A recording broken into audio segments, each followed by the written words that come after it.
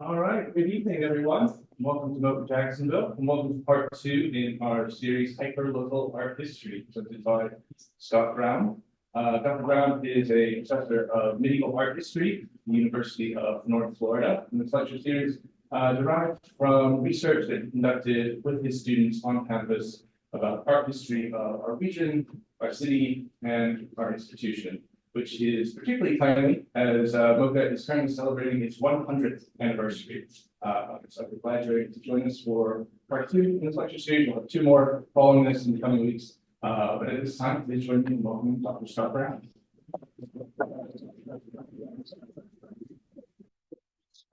Thank you so much. I'm delighted to be here. This is the second in our 4-part series.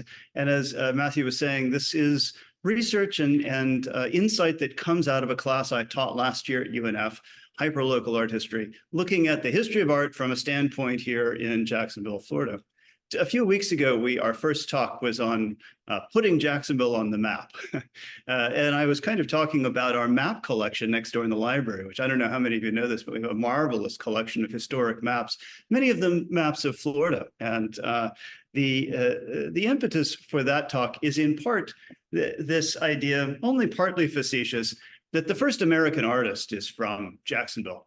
In the 16th century, the Fort Caroline colony brought with it an artist from France whose name was Jacques LeMoyne de Morgue. And in the context of those early colonial days, artists frequently accompanied voyages of exploration and settlement in order to make maps and to send back visual records of all of the things that people found. So Jacques LeMoyne de Morgue's watercolors were engraved in the 1590s by another artist whose name was Theodor de Bry, and then published in a bestseller that was reprinted many, many times over the subsequent centuries and has influenced our impressions of Florida ever since. This is the image of the mouth of the River of May, as they called it back in the 16th century, which is the St. John's River today. But we still have Mayport there at the mouth, bearing that name centuries after the fact. Jacques LeMoyne de Morgue gave us pictures of the landscape. These are, in some sense, the very first Florida landscape paintings, which is, let's be honest, a huge genre. I could ask the crowd, how many of you have a beach scene at home somewhere on the wall? That's a sort of characteristic art style still for us. These, I think, only partly facetiously, we can call the first Florida landscapes. And Jacques LeMoyne de Morgue also was very interested, like the other settlers were, in the lives of Floridians. Let me see here an image that is Floridensium in insulis trajectus. It is the Florida people go to the islands. They go to the beaches on their days off.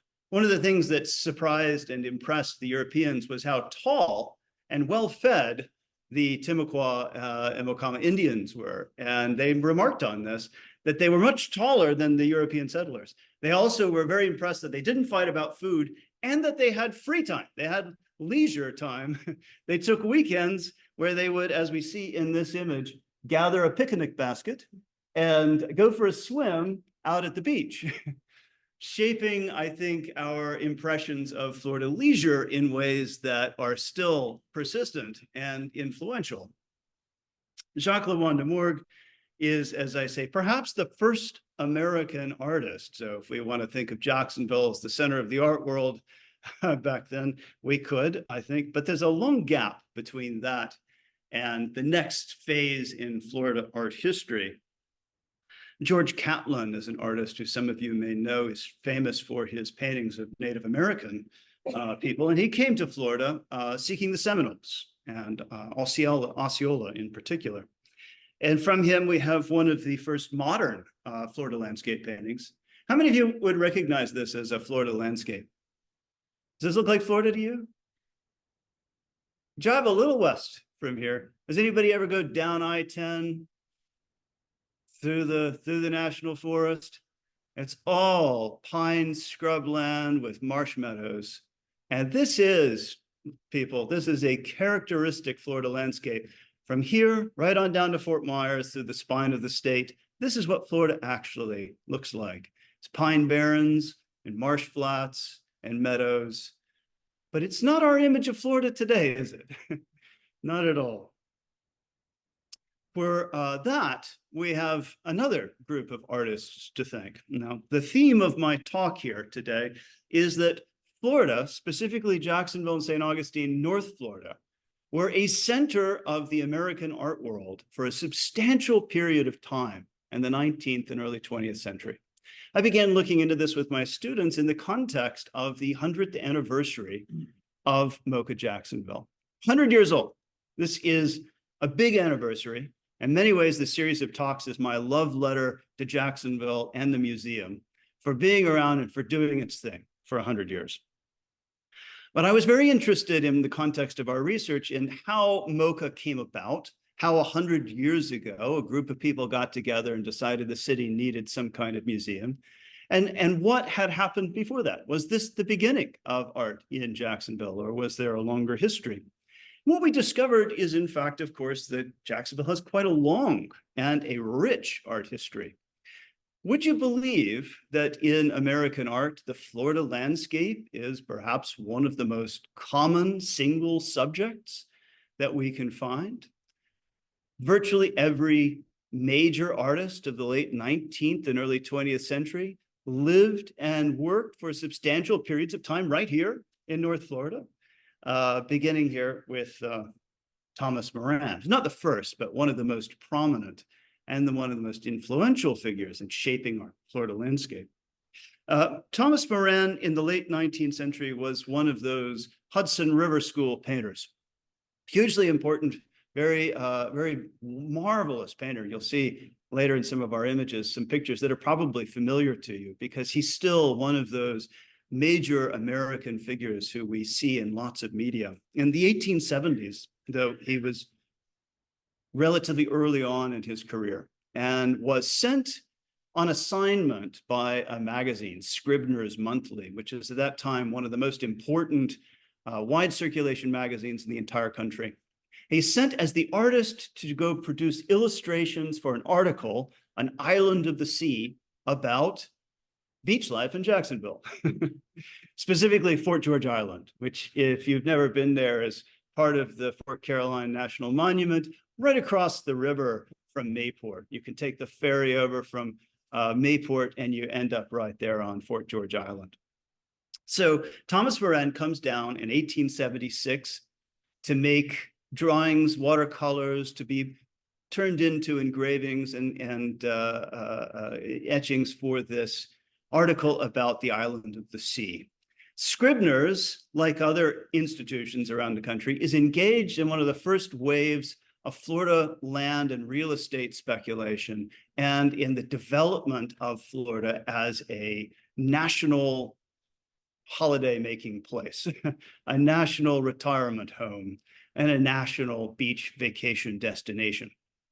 So this is an article that is designed to pitch the North Florida region as a place to go and relax. The article is fascinating. It's full of little tidbits like, so you've spent a long, hard year working in the North in your industry, and now you're ready to relax. Well, come down here to the coast in Florida, and they tell us that, in fact, we don't have to worry about the miasma of malaria, because the water is clean and the winds are pure and the beaches are fine and the palm trees are glorious. They talk extensively about the palm trees. And as you can see here, Thomas Moran gratifies that interest in the palm tree and the beach with scenes that focus on really idyllic, wild Florida natural beachscapes. So Moran stuck around. He thought he was onto something. And he observes 1870s as the period of the first great hotels.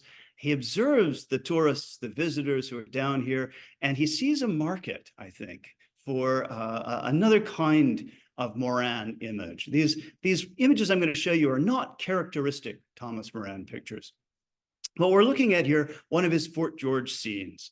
In fact, this ship here, which appears in many of his Florida scenes, was an actual derelict that had run aground just a few years earlier, and it was sort of beached on the edge of the beach there in Fort George.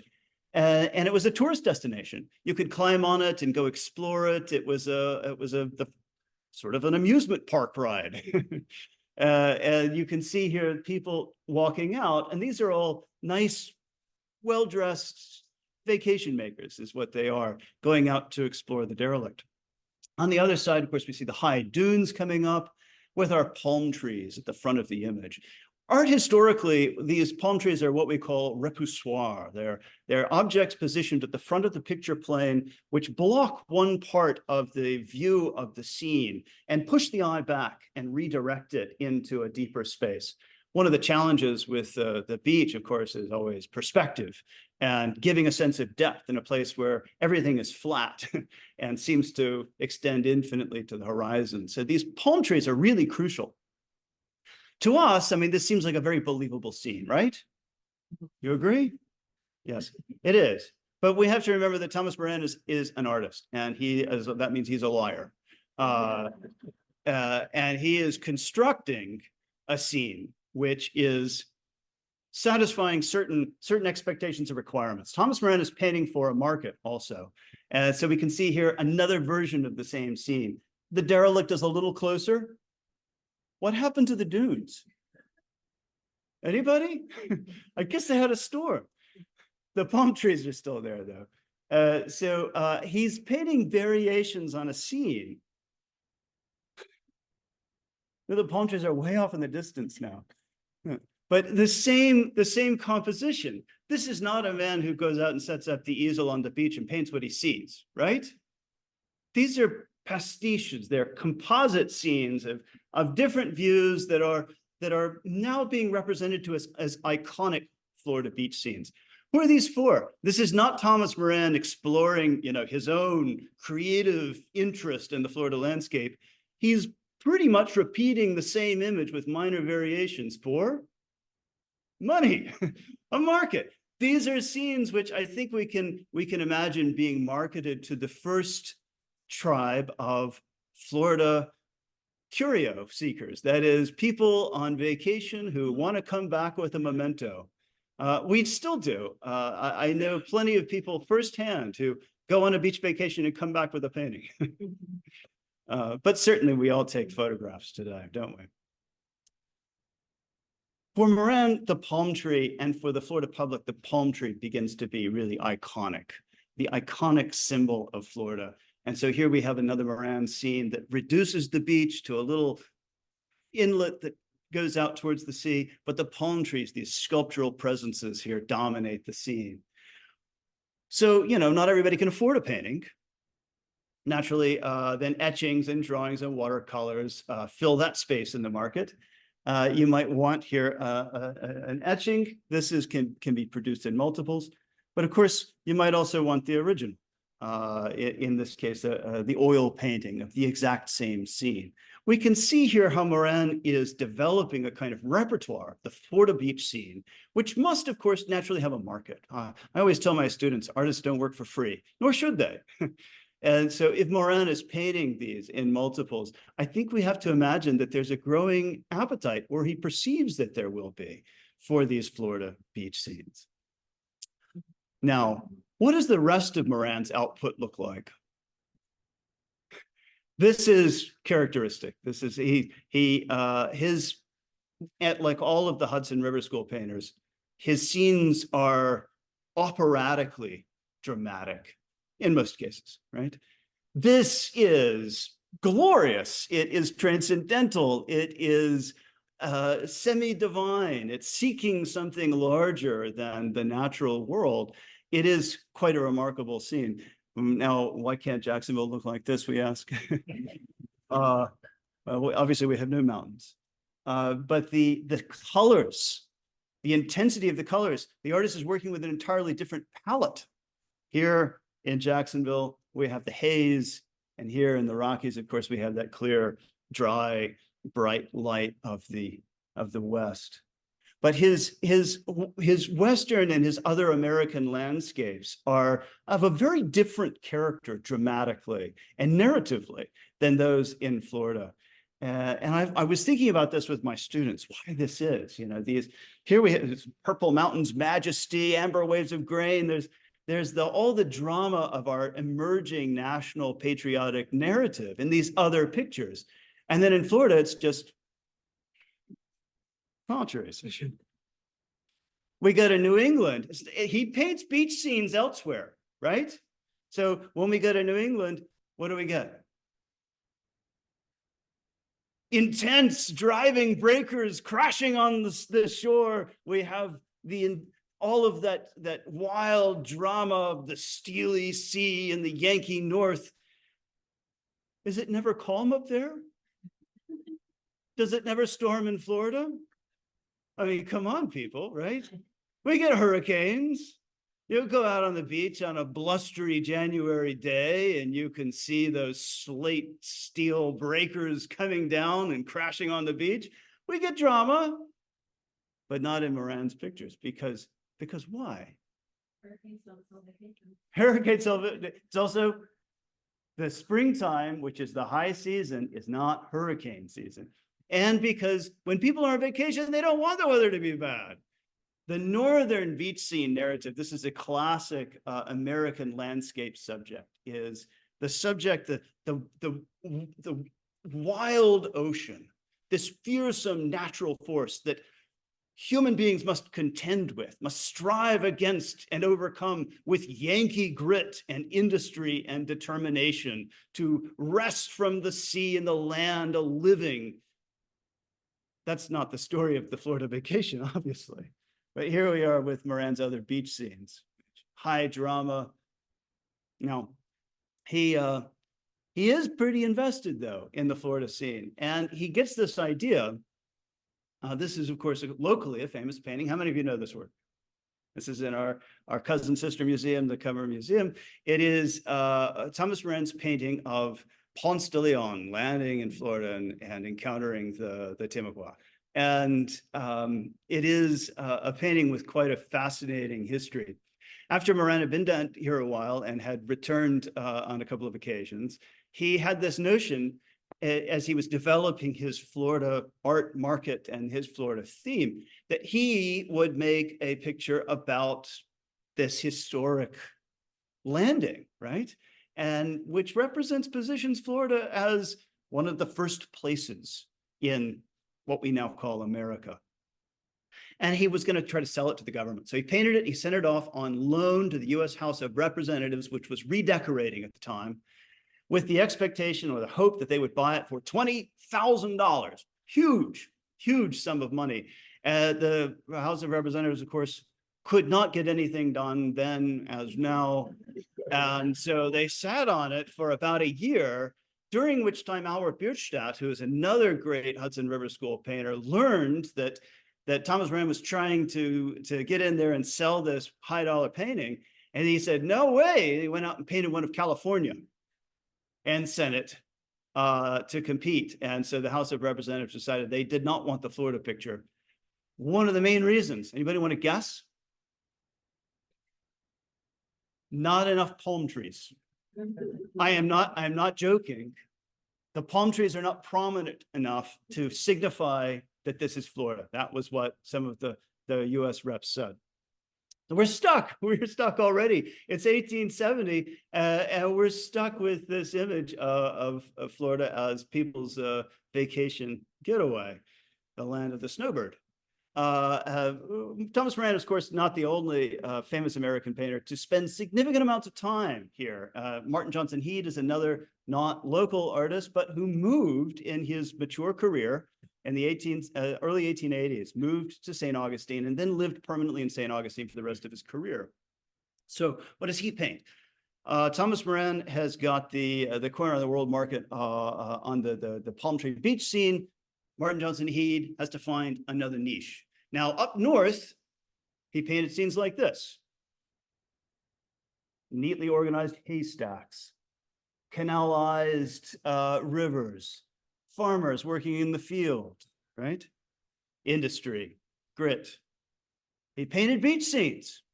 The storms are coming. In the Yankee North, the storm is always a coming, right? And it's always a struggle. for survival. But fortunately, we're Yankees, flinty, gritty, hardworking, industrious. We shall overcome. But in Florida, it's what? It's always a beautiful, peaceful sunset. So Heade's Florida niche, he also painted magnolia flowers. His niche is the sunset. Sunset after sunset after sunset after sunset. And they're beautiful pictures. But again, you get a sense of what? The developing market for Florida art. A market that exists where? Not in Florida, but among people who come to Florida and leave. Guess where all of these paintings are? Not around here. The only Morans, the only Martin Johnson Heades that exist in our region are those that have been purchased back at great cost many decades after the fact in order to reconstitute a little piece of a lost history that was made and designed to be sold to tourists. So that is, for me, it's an interesting story, but it's a little bit of a sad story because it hints at the compromise that we make in Florida by setting ourselves up as a place for people to come and have fun for a little while and then go away again. This rich cultural production, which happened here in Jacksonville and made this region one of the great cultural producers in the entire country, that production has vanished. It's like the tide. It comes in and then it goes back out, wiping the beach clean. So Martin Johnson Heade, Winslow Homer, who was perhaps the most famous living artist of the late 19th century, a man who in his own lifetime was quite a cultural icon. He lived during the winter seasons for parts of 19 years in Florida and the Caribbean. And his first place of destination was here in Jacksonville, North Florida. We're looking at, of course, locally, again, another famous picture, which is in the Cummer's collection. Nina Cummer purchased this, but again, years after the fact, bringing back to the region a piece by Winslow Homer. Homer, of course, is also famous for his Yankee beach scenes. Some of these are among his most famous. This is the Fog Bank, as the Yankee fisherman with his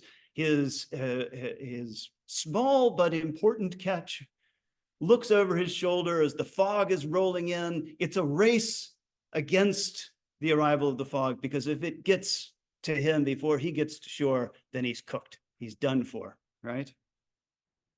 The fisher women with their brawny forearms scanning the horizon for the ships of their menfolk coming home from the stormy seas, the breakers crashing on the rocks.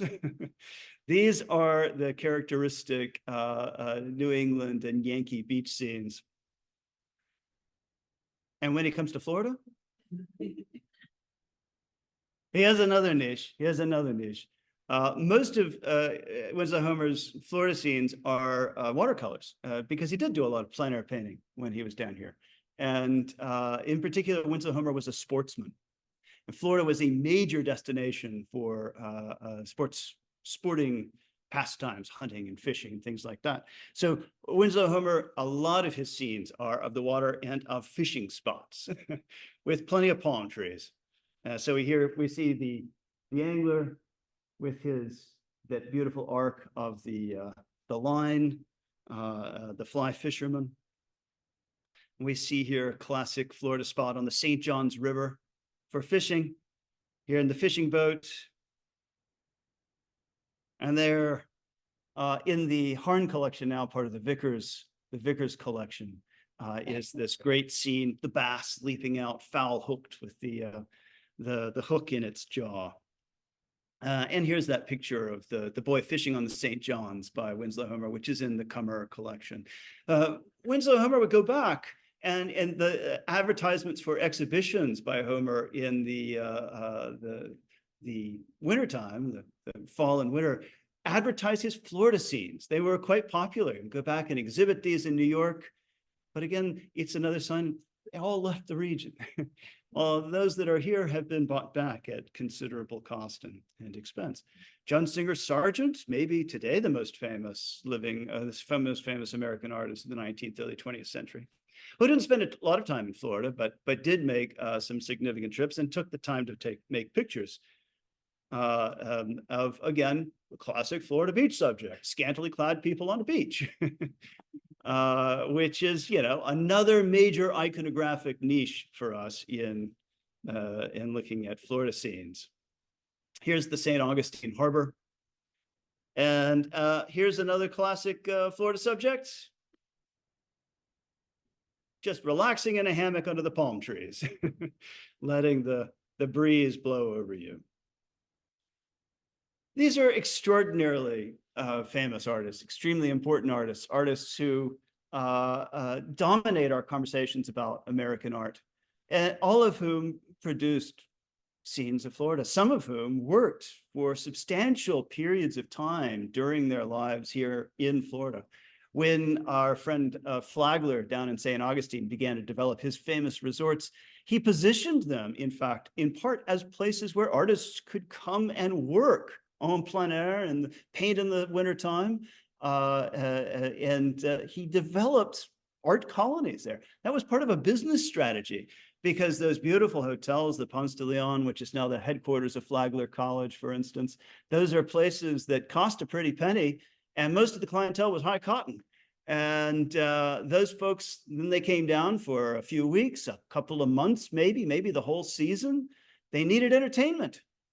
And one of the things that you had to import back in those days to entertain the high season crowd was artists, actors, scholars, dancers, musicians. There was a cultural high season in Florida, stretching from December to late May every year in those days. In 1900, the population of Jacksonville increased by 75% in the winter months. Just to give you a sense of the dynamic of the seasonal population and of all of the extra culture producers who were needed to entertain those folks and keep them interested in coming down. This is the high season. But each season, just like the tide, when it came to an end, all those folks went away, leaving what? Leaving virtually nothing in our region. And that's part of the story of MOCA that we'll tell in my next talk, just to try to interest you in coming back here.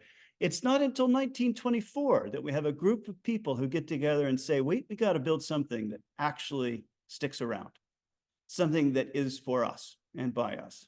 And that's what the history of MOCA is. It is the history of Jacksonville and North Florida investing in its own cultural production. So by way of conclusion, I'd like to take a tour through the marvelous Florida scenes on the Vickers collection, specifically the ones, that segment that has to do with Jacksonville and our North Florida region. Many of you must know the Vickers collection. Sam Vickers, important local businessman and a great collector of Florida art, with perhaps the single most important collection of Florida art. I wake up every morning and I shed a tear for the fact that it's no longer in Jacksonville, but down in Gainesville. At least it's not left the state, because it is a marvelous resource. But what the Harn Museum, where the Vickers collection is done, is to digitize and to catalog all of these pieces, which that's marvelous. And I really am grateful to them for it. I encourage you all to go on the Harn's website and take a look at the Vickers collection, which is marvelous now to have this public access to it. And much of it is, of course, on display down at Florida, and they're building a new wing for it in the Harn. But the Vickers collection is terrific because it takes us through a kind of art history of Florida. All of the major names of the great artists going back to the mid-19th century, people like William Morris Hunt, another fabulous artist. But another thing we'll see as we cruise through these pictures is how certain types or forms, certain scenes are developed in the Florida vocabulary of art.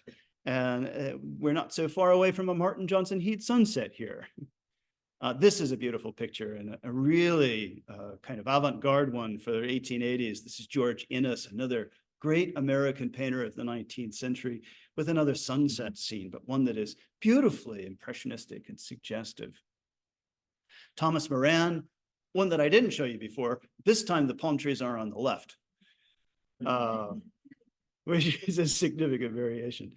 And there's a sunset. Thomas Moran down south in St. Augustine with the view up towards the old watchtower in 1881.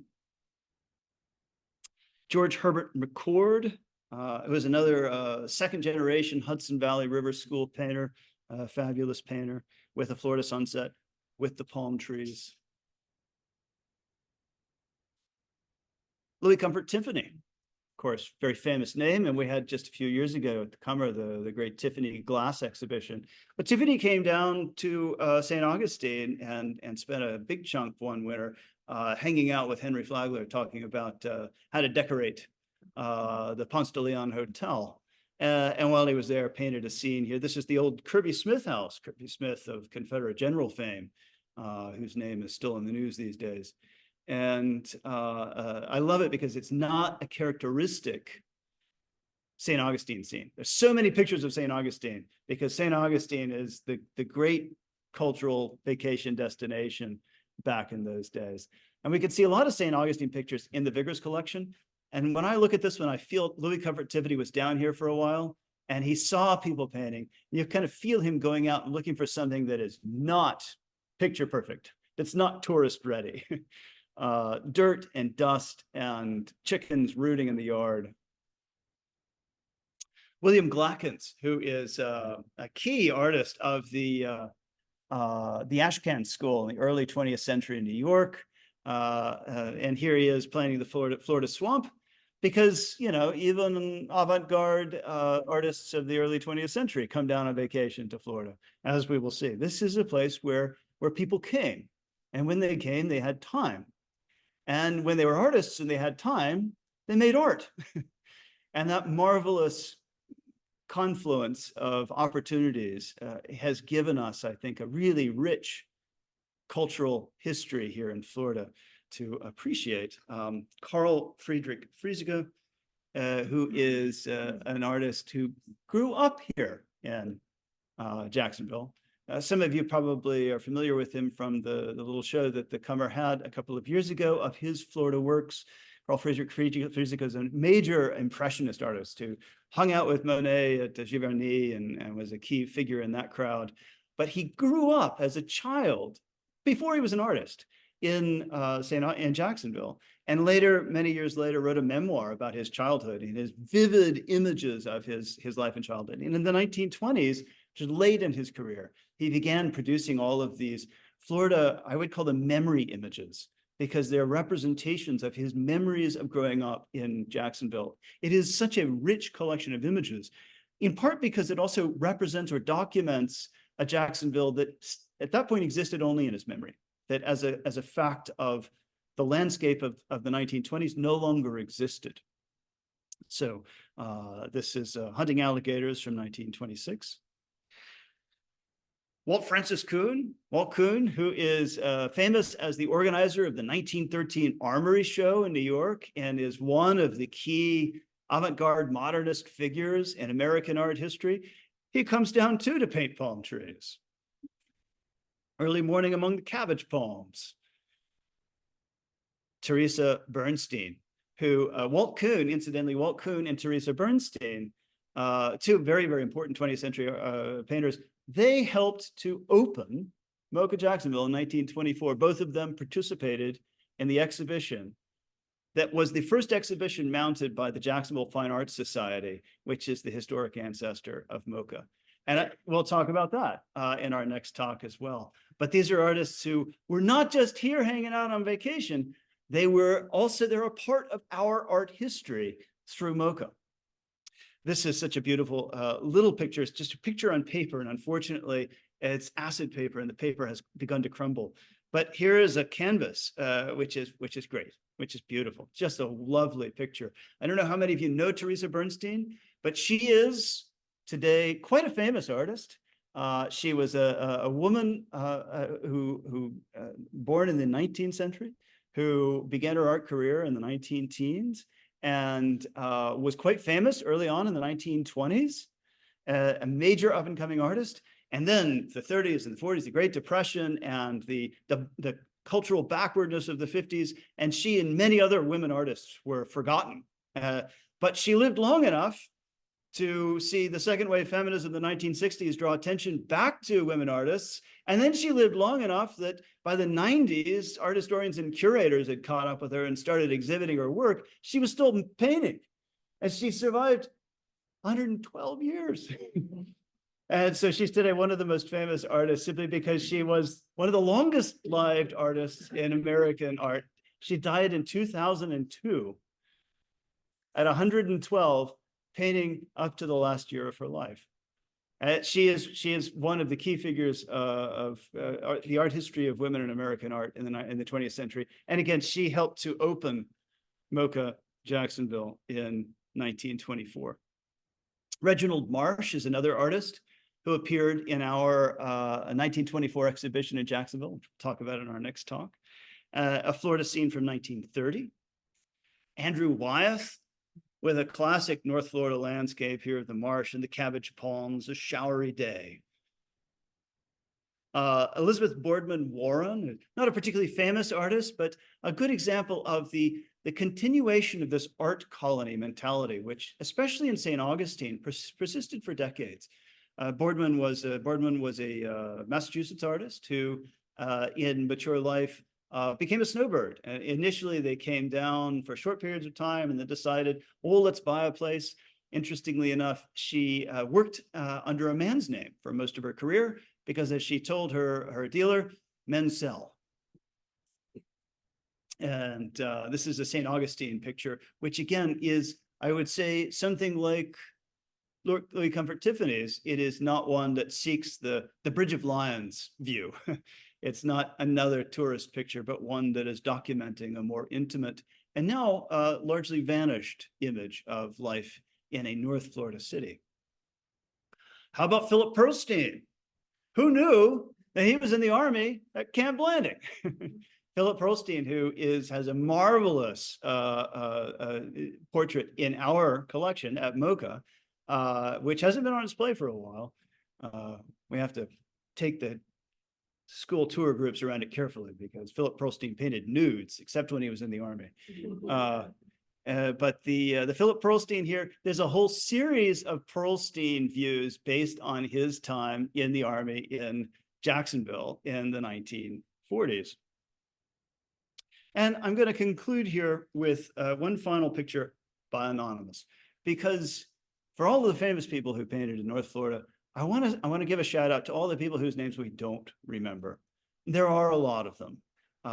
If we go back to the 19th century, and if we follow this through to the present, there are a lot of people who have sustained the culture and nourished the cities of our North Florida region through their artistic and cultural production and efforts. We don't always remember their names, but they are vital to what we think of as our region, our city, and the opportunities that we create for ourselves to build, to grow, to preserve a future. And so this beautiful anonymous Florida watercolor from the Vickers collection, Florida beach scene, which could be right there at Fort George Island where Thomas Moran was over a century ago, is a nice little stopping point as we acknowledge not only the famous folks whose works have vanished into the finest and the richest collections in the country, but also the unsung heroes who make our city what it is. Thank you very much. I'd love to take any questions that you have. Delighted to share with you.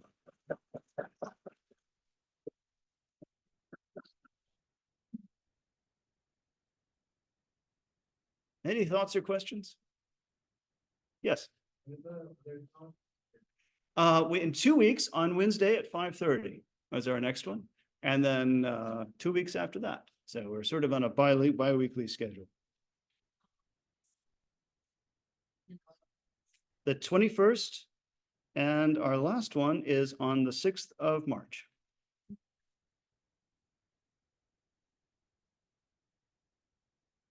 Yes. So I'm just sort of vaguely familiar with William Blackman's work, but I know I've always been really drawn to his style. And like you mentioned, he was a member of the Ashcan School. Known as the Ashcan School. Yeah. Sure. You're putting me on the spot because I have a colleague in the room who knows a lot more about this than I do. But yes, William Glackens is a member of this group of painters who are, they're all based in New York, essentially. Perhaps the most famous is an artist named Robert Henry, and that's spelled Henri. And both Glackens and Henry, there are pieces by them in the Comer collection, if you would like to go see, that are currently on display in the American section. And but Glackens, these are artists that are hard to fit into any other movement. They are not impressionists or exactly post-impressionists, which are both styles that are very popular in America and Europe at this time. Neither are they part of this new European avant-garde represented by Picasso, Braque, the emerging artists of this new modernist movement. They're realists in the sense that they paint pictures of real things, but they have a style which is uniquely, sort of dirty. That's where the Ashcan moniker comes from, is that they aren't idealizing things, and they're not into making pretty pictures exactly. So they're an interesting group of artists. And Glackens is a marvelous one. In fact, my daughter is in the room. Her favorite picture when she was little is the William Glackens picture down at the Comer, which is so colorful and has such a free use of color. When she was a little girl, she would just coo at it and make noises. Sorry, babe. Thank you. Yes. I'm really interested in John Singer Sargent's intimate portrayals. Yes. Love it. What about what do you think makes for this intimate? Well, I think you hit it. I mean, it is Florida. When you come to Florida, what do? Put on a swimsuit and go to the beach, right? The weather's nice. The sun is warm. John Singer Sargent had a very interesting relationship with his models, in particular his African-American models. And many of his most famous compositions, in fact, are he uses an African-American model, but in the finished compositions, some of his murals, for instance, in Boston, they're based on his model. But of course, they're whitewashed and the race has changed. These folks he's painting were people he asked to model for him at Vizcaya. So not actually in Jacksonville. Those were scenes set down south, where he came down on a vacation working trip to take a commission for a portrait from a very wealthy man down in South Florida. And these are folks who lived or worked on that estate. But Florida, the beach, is a place where we get to go and take our clothes off and people watch. And John Singer Sargent was definitely enjoying doing that. But the question you ask about the intimacy of them, I think, is really an interesting one, because there's been a lot of attention to this recently in art history, scholars looking at his studies of his models.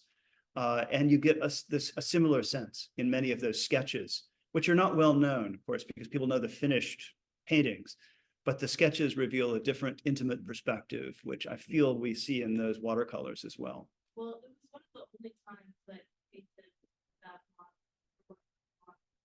their skin color. Yes. Yeah, that's true. Yes. Yeah. A very fine observation. Other thoughts, questions?